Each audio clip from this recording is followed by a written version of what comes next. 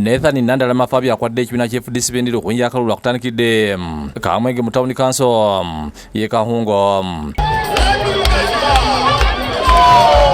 Bayongedde ebitundu okubaddulwa mwanja kati aleebwa bwizi mikuli n'ebitundu ebirala.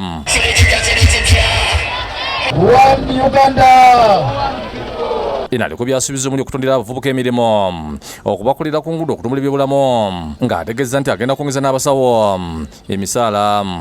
Twagala kutuusa gavumenti eno tubeere n'embeera ennungi mu Uganda. Ekikuta kati obwavu, poverty is on maximum. Our people are dying because of poverty. Obubworo bunakwita tula okujjawo obwavu mu Uganda. Bona batulese plan ya kukoba obwavu nga tutandika kugamba tugenda kuleeta emirimu abaana bafe abaana alenzi n'abawala bafune emirimu babeere ne kasente muki musawo. Bw'ataseera abantu mu kitundu kino okumuyira obululu akaseera bwe kalina bakatuusa asobole okubakolera ku bizibu byabwe. Bamaama tugenda kubayamba tubaye sente z'ebbeeyi ezitaliko amagoba muteeke mu bizinesi yammwe na capital mukole bizinesi yammwe zigende muki maaso. Abaana b'epiki twagala kubagamba epiki zigula $5,000,000. Tugenda kubawa sente ezo mufune epiki $3,000,000 ojja kubanga zizo ojja kukomyawo $2,000,000 zokka mu myaka 5. Balansi gavumenti ebekkodde.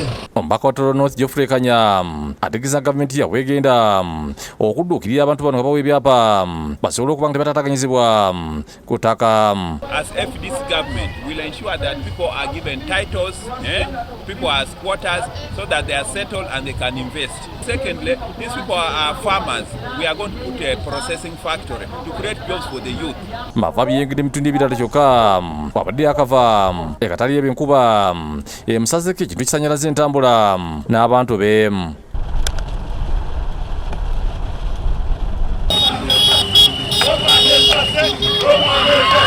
Mafaabi ekibuga Fort Portal kiyingidde buwungedde era olukuŋŋaano lusembyeyo tala okubye nga poliisi ebadde muswamye okumutangira okweyongerayo.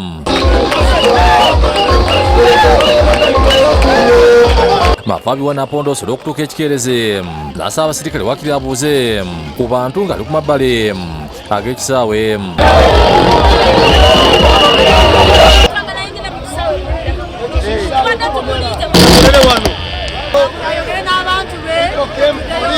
Mafaabi wano aliko byabasuubiza.